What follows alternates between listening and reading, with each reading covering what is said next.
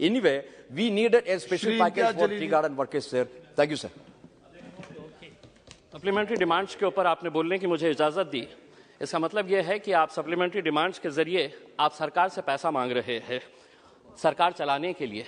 मैं एक सवाल संसद से मांग रहे हैं। मैं एक सवाल फाइनेंस मिनिस्टर साहब से करना चाहता हूं, क्या इस देश के अंदर गरीबों के लिए, मिडिल क्लास के लिए और धन्ना सेठों के लिए अलग अलग कानून है? मैं आपको बताना चाहता हूं, अगर इम्तियाज जलील 50 लाख रुपए का अगर लोन लेता है और वो लोन डिफॉल्ट करता है तो बैंकों को ये इख्तियार है कि मेरा नाम, मेरे गारंटर का नाम, मैं जो प्रॉपर्टी मॉर्गेज कर रहा हूं उसका एडवर्टाइजमेंट अखबार के जरिए वो देकर मेरी प्रॉपर्टी सीज करते हैं और मुझे बदनाम करते हैं मैं 50 लाख रुपए का लोन लिया हूं। लेकिन अगर कोई किसी ने 5,000 करोड़ रुपए का लोन लिया है, किसी ने 50,000 करोड़ रुपए का लोन लिया है, जिसको आप बड़ी आसानी के साथ हर रोज माफ करते जा रहे हैं, पिछले 4 सालों के अंदर आपने कितना पैसा राइट ऑफ किया है? और ये मैं नहीं बता रहा हूं अध्यक्ष महोदय, ये जवाब कल फाइनेंस मिनिस्टर ने क्वेश्चन आवर के अंदर बताया है।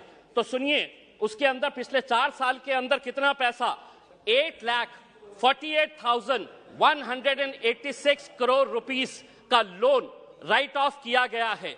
और जब हम इनसे पूछ रहे हैं कि किसका पैसा ये आपने राइट ऑफ किए हैं, तो जवाब सुनिएगा अध्यक्ष महोदय, आपको भी हैरानी होगी जो जवाब फाइनेंस मिनिस्टर मैडम ने दिए हैं। उसमें लिखा है, RBI has informed that under the provisions of Section 45E of the Reserve Bank of India Act 1934, RBI is prohibited from disclosing borrower-wise credit information.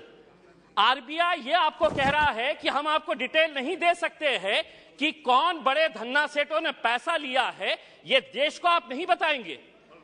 आखिर ये पैसा 8,48,186 करोड़ रुपीस आपने राइट ऑफ किए हैं, इसका जवाब आप दीजिएगा कि मेरे लिए कानून अलग कैसा हो सकता है और जिन्होंने धन्ना सेठों ने पैसा लेकर कोई लंदन भाग गया है, कोई सिंगापुर भाग गया है, उनका नाम भी RBI नहीं बताएगी हमारे को। दूसरा ये है कि मैं अभी सुन रहा था जगदम्बिका पाल साहब को। पाल साहब सुनिए, आप किसानों के बारे में कह रहे थे, मैं जिस क्षेत्र से आता हूं, देश का एक छोटा सा एक शहर है, उस क्षेत्र के अंदर महाराष्ट्र के अंदर मराठवाड़ा एक छोटा सा क्षेत्र है, उस क्षेत्र के अंदर जनवरी से लेकर नवंबर 2022 तक महज 11 महीनों के अंदर 940 किसानों ने आत्महत्या की है। मैं देश की बात नहीं कर रहा हूं, मैं सिर्फ मराठवाड़ा एक जो देश का एक छोटा सा हिस्सा है, कहीं ना कहीं आपकी कुछ नीतियां गलत हो रही है अध्यक्ष महोदय, कहीं ना कहीं आपकी नीतियां गलत हो रही है, वरना इन किसानों की मौत को आपने सिर्फ एक आंकड़ा बनाकर रख दिए हैं। 940 किसान अगर सिर्फ एक क्षेत्र से मर रहे हैं और ये कहते हैं कि नहीं हमने किसानों के लिए इतना किया है, तो क्या वजह है कि आज किसान अपनी जान दे रहा है?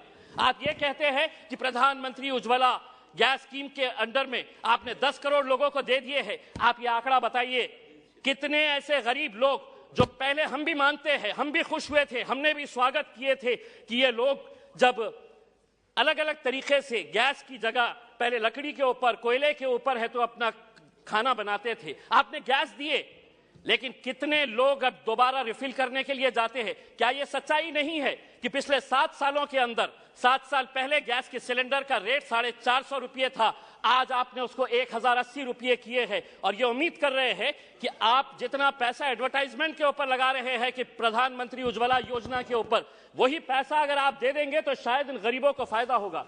अनएम्प्लॉयमेंट, आज बेरोजगार, ये आंकड़ा मैं नहीं बता रहा हूं, कोई मनगढ़ंत आंकड़े नहीं बता रहा हूं, centre for monitoring Indian economy, इनके आंकड़े आए हैं। तो सुनिए फाइनेंस मिनिस्टर साहब, अनएम्प्लॉयमेंट रेट इन इंडिया अभी 8% के ऊपर आया है। 3 महीने का सबसे ज्यादा का आंकड़ा जो है वो अभी आया है। अध्यक्ष महोदय, हो सकता है आपके पास भी एक EPS 95 की एक स्कीम है।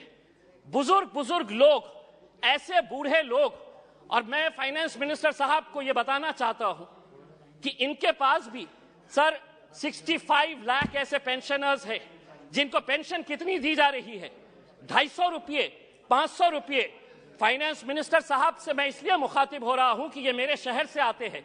अगर देश के फाइनेंस मिनिस्टर साहब, मैं आपको कहता हूं, लीजिए एक नाम भी नोट करिएगा, सुलोचना गडप्पा, 70 साल की महिला है, औरंगाबाद में रहती है।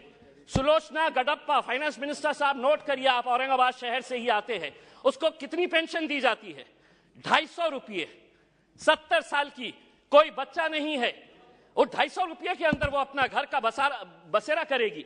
मेरा ये कहना है कि पेंशन स्कीम के अंदर आपके पास कितना पैसा है, वो पैसे से EPS 95 के पिछले कई सालों से, और हर MP को इन लोगों ने खून से अपना लेटर लिखकर आपको निवेदन दिया है कि हमारे लिए कुछ तो भी करिएगा करके, आपके पास भी दिए हैं, आपकी भी फोटो छपी थी उसमें।